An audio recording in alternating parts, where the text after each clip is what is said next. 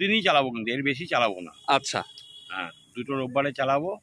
আর যদি আমার এক মানে 40টা টিকিট হয়, তাহলে আমি একবারে লটারি করব। একবার মানে কি এই রাস্তার দিকের এই পার্টটি করবেন? রাস্তার দিকে। আচ্ছা আচ্ছা, 40-এর বেশি টিকিট হলে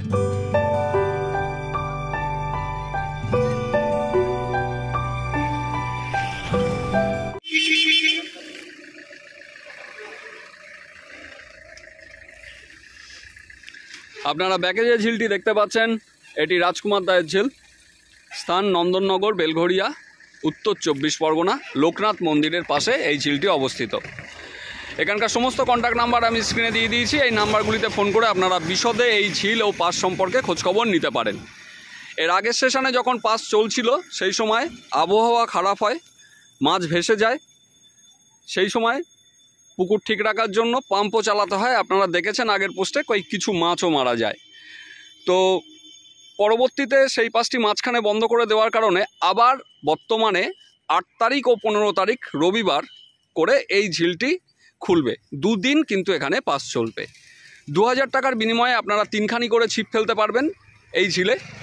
তো আমরা আজকে এসছি এই ঝিলের বর্তমান অবস্থা কি আছে সেটি দেখে নেওয়ার জন্য, এবং রাজকুমার দার সঙ্গে একটু কথা বলে নেব যে উনি কী ধরনের পরিকল্পনা রেখেছেন বা কি হতে পারে এই বর্তমান 8 ও 15 তারিখের পাশে।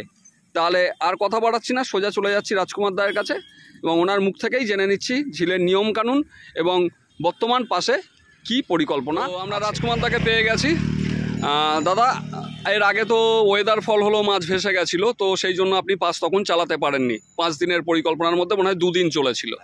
তো এখন কি চিন্তা ভাবনা রেখেছেন? এখন আমি মানে 8 তারিখ আর 15 তারিখ 2 দিন টিকিট চালাবো। 8 তারিখ ও 15 তারিখ? হ্যাঁ, 2 দিনই চালাবো, কিন্তু এর বেশি চালাবো না। আচ্ছা, হ্যাঁ, দুটো রোববারে চালাবো। আর যদি আমার এক মানে 40টা টিকিট হয়, তাহলে আমি একবারে লটারি করব। একবার মানে কি এই রাস্তার দিকের এই পার্টটি করবেন? রাস্তার দিকে। আচ্ছা আচ্ছা, 40-এর বেশি টিকিট হলে আমি দুপারেই লটারি হবে, লটারির মাধ্যমে টিকিট দিয়ে দুপারেই লটারি হবে।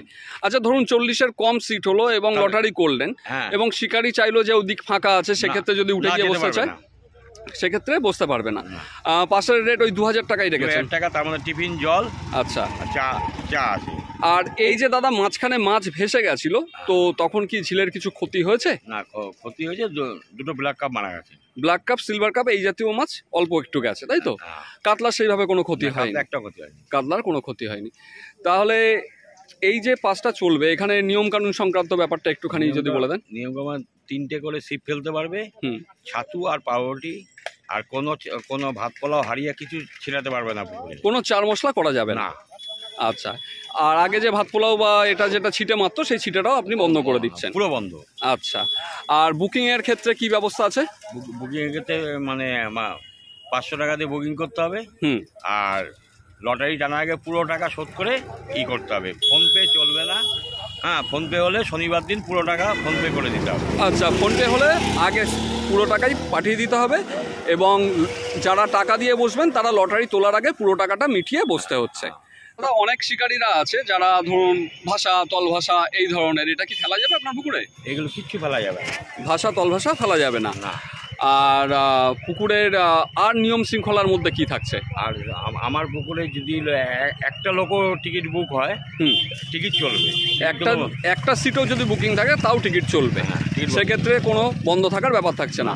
আর পুকুর পাড়ে মদ্যপান সংক্রান্ত ব্যাপারে কিছু নিষেধ। মদ্যপান হলে আমার পুকুরে আসবেন না কেউ, দয়া করে। আচ্ছা, তাহলে পুকুরে পুরোপুরি মদ্যপান সম্পূর্ণভাবে নিষেধ। তাহলে এই হচ্ছে বর্তমান অবস্থা। ঠিক আছে, তাহলে আপনারা রাজকুমার দার কাছ থেকে শুনতেই পেলেন সমস্ত ঝিলের নিয়ম কানুন সংক্রান্ত ব্যাপার। আর আপনারা ঝিলটি দেখতেই পাচ্ছেন। আর এই যে রাস্তার সাইড, যদি 40টির কম সিট হয় তাহলে এই পার থেকেই কিন্তু সিটগুলি পুরো হবে। তাহলে 8 তারিখ ও 15 তারিখে ঝিলটি কীরকম কি রেজাল্ট দেয় তার অপেক্ষায় থাকলাম।